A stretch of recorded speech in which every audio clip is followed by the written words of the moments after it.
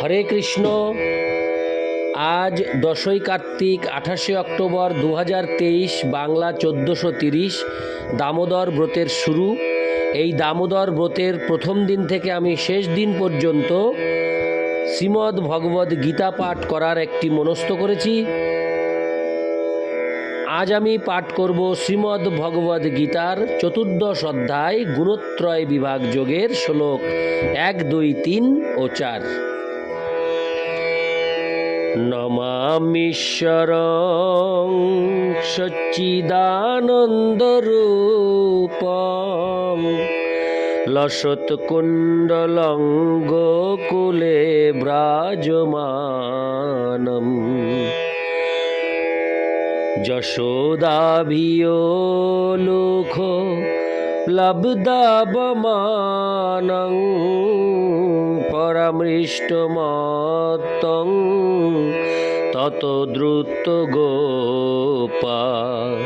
হরে কৃষ্ণ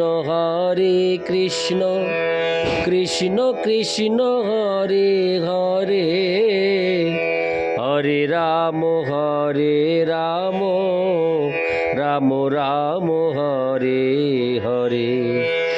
14দশ অধ্যায় গুণত্রয় বিভাগ যোগের শ্লোক 1। ভগবান উবাচ পরং ভূয় প্রবক্ষ্যামি জ্ঞানানাং জ্ঞানমুত্তমম যজ্ঞাত্তামুনয় সর্বে পরাং সিদ্ধিমিত গতা। অনুবাদ: পরমেশ্বর ভগবান বললেন, পুনরায় আমি তোমাকে সমস্ত জ্ঞানের মধ্যে সর্বোত্তম জ্ঞান সম্বন্ধে বলবো, যা জেনে মুনিগণ পরম সিদ্ধি লাভ করেন। তাৎপর্য: সপ্তম অধ্যায় থেকে শুরু করে দ্বাদশ অধ্যায় পর্যন্ত পরম তত্ত্ব বা পরমেশ্বর ভগবান সম্বন্ধে শ্রীকৃষ্ণ বিশদভাবে বর্ণনা করেছেন। এখন স্বয়ং ভগবান অর্জুনকে ভগবত তত্ত্ব সম্বন্ধে আরও জ্ঞান দান করছেন। দার্শনিক অনুমানের মাধ্যমে কেউ যদি এই অধ্যায়ের মর্মার্থ উপলব্ধি করতে পারেন, তাহলে তিনি ভগবত ভক্তির মাহাত্ম্য উপলব্ধি করতে সক্ষম হবেন। ত্রয়োদশ অধ্যায় স্পষ্টভাবে ব্যাখ্যা করা হয়েছে যে বিনীতভাবে জ্ঞান আহরণ করার মাধ্যমে জড়জগতের বন্ধন থেকে মুক্ত হওয়া যেতে পারে। আরও বিশ্লেষণ করা হয়েছে যে জড় প্রকৃতির গুণের সঙ্গে সঙ্গ করার ফলে জীবাত্মা জড়জগতের বন্ধনে আবদ্ধ হয়ে পড়ে। এই অধ্যায়ে ভগবান বর্ণনা করেছেন প্রকৃতির সেই গুণগুলি কি, তারা কিভাবে ক্রিয়া করে, তারা কিভাবে জীবকে বন্ধনে আবদ্ধ করে এবং কিভাবে তারা মুক্তি দান করে। এই অধ্যায়ে প্রদত্ত জ্ঞানকে পূর্ববর্তী সমস্ত অধ্যয়নের জ্ঞান থেকে শ্রেয় বলে পরমেশ্বর ভগবান ঘোষণা করেছেন। এই জ্ঞান উপলব্ধি করার মাধ্যমে বহু মহর্ষি সিদ্ধি লাভ করে চিৎজগতে প্রবেশ করেছেন। ভগবান এখন সেই জ্ঞানই আরও ভালোভাবে ব্যাখ্যা করে শোনাচ্ছেন। অন্যান্য যে সমস্ত জ্ঞানের পন্থা তিনি এ পর্যন্ত ব্যাখ্যা করেছেন, তা থেকে এই জ্ঞান অনেক অনেক গুণে শ্রেয় এবং এই জ্ঞান লাভ করে অনেকেই সিদ্ধি লাভ করেছেন। তাই আশা করা যায় যে এই 14দশ অধ্যায়ে বর্ণিত তত্ত্ব জ্ঞান উপলব্ধি করতে পারলে মানুষ পূর্ণতা প্রাপ্ত হতে পারবে।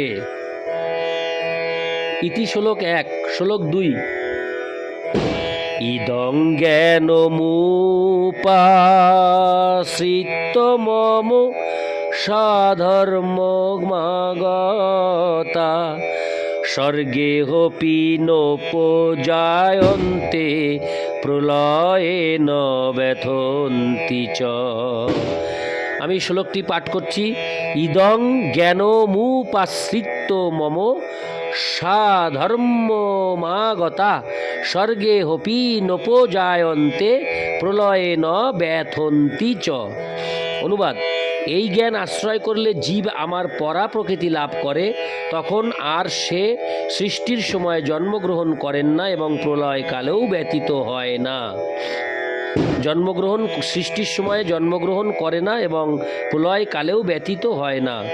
তাৎপর্য: পূর্ণরূপে দিব্যজ্ঞান লাভ করতে পারলে জন্ম মৃত্যুর চক্র থেকে মুক্তি হয়ে গুণগতভাবে পরমেশ্বর ভগবানের সঙ্গে একাত্ম লাভ করা যায়। হরে কৃষ্ণ। কিন্তু তার ফলে জীবাত্মা তখন তার ব্যক্তিগত সত্তা হারিয়ে ফেলে না, বৈদিক শাস্ত্র থেকে জানতে পারা যায় যে সমস্ত মুক্ত জীবাত্মা চিদাকাশে বৈকুণ্ঠ লোকে ফিরে গেছেন তারা সর্বদাই পরমেশ্বর ভগবানের ভক্তিযুক্ত সেবায় নিযুক্ত হয়ে তার শ্রীচরণ কমল দর্শন করেন। সুতরাং মুক্তির পরেও ভগবত ভক্তেরা তাদের ব্যক্তিগত সত্তা হারিয়ে ফেলেন না। সাধারণত জড়জগতে আমরা যে জ্ঞান আহরণ করি তা জড় প্রকৃতির তিনটি গুণের দ্বারা কলুষিত। যে জ্ঞান প্রকৃতির তিনটি গুণের দ্বারা কলুষিত নয় তাকে বলা হয় দিব্য জ্ঞান। কেউ যখন সেই দিব্য জ্ঞানে অধিষ্ঠিত হন তিনি তখন পরমেশ্বর ভগবানের সমপর্যায়ভুক্ত হন। চিদাকাশ সম্বন্ধে অজ্ঞ ও জ্ঞানহীন ব্যক্তিরা মনে করে যে জড় রূপের দ্বারা সম্পাদিত জাগতিক কার্যকলাপ থেকে মুক্ত হবার পরে চিন্ময় সত্তা সম্পূর্ণভাবে বৈচিত্র্যহীন নিরাকার হয়ে পড়ে। কিন্তু চিৎজগৎ এই জগতের মতো বৈচিত্র্যে পরিপূর্ণ।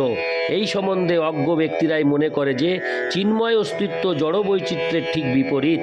কিন্তু প্রকৃতপক্ষে চিন্ময় ভগবত ধামে প্রবেশ করলে জীব তার চিন্ময় রূপ প্রাপ্ত হয়। সেখানে তার সমস্ত কার্যকলাপ হয়ে ওঠে চিন্ময়। এই চিন্ময় অবস্থাকে বলা হয় ভক্তি জীবন। চিৎজগতের পরিবেশ সম্বন্ধে বলা হয় যে তা কলুষমুক্ত এবং সেখানে সকলেই গুণগতভাবে পরমেশ্বর ভগবানের সমপর্যায়ভুক্ত। এই প্রকার জ্ঞান আহরণ করতে হলে অবশ্যই দিব্য গুণাবলীতে বিভূষিত হতে হবে। এভাবে দিব্য গুণাবলীর বিকাশ সাধন করার ফলে এই জড়জগতের সৃষ্টি বা বিনাশ কোনোটির দ্বারাই প্রভাবিত হতে হয় না। ইতি শ্লোক 2, শ্লোক 3। মম যোনির মহোদ ব্রহ্ম তস্মিন গর্ভং দদাম্যহম সম্ভব সর্ব ভূতানাং তত ভবতি ভারত। অনুবাদ: হে ভারত, প্রকৃতি নামক ব্রহ্ম আমার গর্ভাধানের স্থান। প্রকৃতি নামক ব্রহ্ম আমার গর্ভাধানের স্থান এবং সেই ব্রহ্মে আমি গর্ভাধান করি, যার ফলে সমস্ত জীবের জন্ম হয়। তাৎপর্য: জড়জগৎ সম্বন্ধে এটি একটি ব্যাখ্যা। ক্ষেত্র ও ক্ষেত্রজ্ঞ বা দেহ ও আত্মার সমন্বয়ের ফলেই সব কিছু ঘটছে। জড় প্রকৃতি এবং জীবাত্মার সমন্বয় স্বয়ং ভগবানের ইচ্ছার হরে কৃষ্ণ স্বয়ং ভগবানের ইচ্ছার প্রভাবেই সাধিত হয়। মহৎ তত্ত্বই সমগ্র জড় প্রকাশের সামগ্রিক কারণ, আর প্রকৃতির তিনটি গুণ সমন্বিত জড় প্রকাশের সামগ্রিক উপাদানকে কখনো কখনো ব্রহ্ম বলা হয়। পরমেশ্বর ভগবান সেই মহৎ তত্ত্বকে গর্ভবতী করেন। হরে কৃষ্ণ পরমেশ্বর ভগবান সেই মহৎ তত্ত্বকে গর্ভবতী করেন এবং তার ফলে অসংখ্য ব্রহ্মাণ্ডের প্রকাশ হয়। বৈদিক শাস্ত্রে এই মহৎ তত্ত্বকে ব্রহ্ম বলে বর্ণনা করা হয়েছে। তস্মাদেতদ ব্রহ্ম নাম রূপমন্যং চ জায়তে। পরমেশ্বর জীবাত্মা সমূহকে সেই ব্রহ্মের গর্ভে সঞ্চারিত করেন। মাটি, জল, অগ্নি, বায়ু আদি 24টি উপাদানের সব কয়টি জড় শক্তি এবং তারা মহৎ ব্রহ্ম নামক জড় প্রকৃতিকে গঠন করে। সপ্তম অধ্যায়ে বর্ণনা করা হয়েছে এই জড় প্রকৃতির ঊর্ধ্বে রয়েছে পরা প্রকৃতি বা জীবভূত। পরমেশ্বর ভগবানের ইচ্ছার প্রভাবে জড় প্রকৃতিতে পরা প্রকৃতি মিশ্রিত হয়েছে এবং তাই এই জড় প্রকৃতিতে সমস্ত জীবের জন্ম হয়েছে।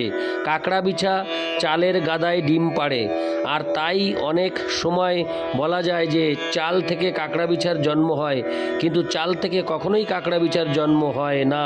প্রকৃতপক্ষে মা বিছা সেই ডিমগুলি পেড়েছিল। তেমনি জড় প্রকৃতি জীবের জন্মের কারণ নয়। পরমেশ্বর ভগবান বীজ প্রদান করেন এবং আপাত দৃষ্টিতে মনে হয় যেন জড় প্রকৃতি থেকে সমস্ত জীব উদ্ভূত হলো। এভাবেই প্রতিটি জীব তার পূর্বকৃত কর্ম অনুসারে জড় প্রকৃতির দ্বারা সৃষ্ট ভিন্ন ভিন্ন দেহ প্রাপ্ত হয়, যাতে হরে কৃষ্ণ যাতে তার পূর্বকৃত কর্ম অনুসারে সেই জীব সুখ অথবা দুঃখ ভোগ করতে পারে। এই জড় জগতে সমস্ত জীবের প্রকাশের কারণ স্বয়ং ভগবান। হরে কৃষ্ণ। আমি এবার পাঠ ইতি শ্লোক 3। আমি এখন পাঠ করব শ্লোক 4। সর্বজনীষু কৌন্তেয় মূর্তয় সম্ভবন্তি যা তাসাং ব্রহ্ম মহদ্যোনিরহং বীজ প্রদপিতা। অনুবাদ: হে কৌন্তেয়, সকল যোনিতে বিভিন্ন প্রজাতির যে সমস্ত মূর্তি প্রকাশিত হয়, ব্রহ্মরূপী যোনি তাদের জননী স্বরূপা এবং আমি বীজ প্রদানকারী পিতা। হরে কৃষ্ণ। তাৎপর্য: এই শ্লোকে স্পষ্টভাবে ব্যাখ্যা করা হয়েছে যে পরমেশ্বর ভগবান শ্রীকৃষ্ণই সমস্ত জীবের পরম পিতা। জীব জড় প্রকৃতি ও পরাপ্রকৃতির সমন্বয়। এই ধরনের জীব কেবল এই গ্রহেই দৃষ্ট হয় না, অন্যান্য গ্রহেও এমনকি সর্বোচ্চ ব্রহ্মলোকেও জীব আছে। জীবাত্মা সর্বত্রই রয়েছে। মাটির নিচেও জীব রয়েছে, এমনকি জলে এবং আগুনের মধ্যেও জীব রয়েছে। এই সমস্ত প্রকাশ সম্ভব হয়েছে মাতৃরূপী জড় প্রকৃতিতে শ্রীকৃষ্ণ বীজ প্রদান করার ফলে। এর সারমর্ম এই যে পূর্বকৃত কর্ম অনুসারে জীবাত্মাকে জড় জগতের গর্ভে পূর্বকৃত কর্ম অনুসারে জীবাত্মাকে জড় জগতের গর্ভে সঞ্চারিত করা হয় এবং সৃষ্টির সময়ে তারা বিভিন্ন মূর্তিতে প্রকাশিত হয়ে থাকে। খুব সুন্দর লাগলো। ইতি শ্লোক 4। আমি এই অডিওতে শ্লোক 1, 2, 3 ও 4 পাঠ করলাম। নমামি শরং সচ্চিদানন্দ রূপং লসৎকুণ্ডলং গোকুলে ভ্রাজমানম। নমামীশ্বরং সচ্চিদানন্দরূপং লসৎকুণ্ডলং গোকুলে ভ্রাজমানম। যশোদাভিয়োলুখ লব্ধবমানং পরামৃষ্টমত্তং ততো দ্রুত গোপা। হরে কৃষ্ণ কৃষ্ণ কৃষ্ণ হরে হরে, হরে রাম রাম রাম হরে হরে।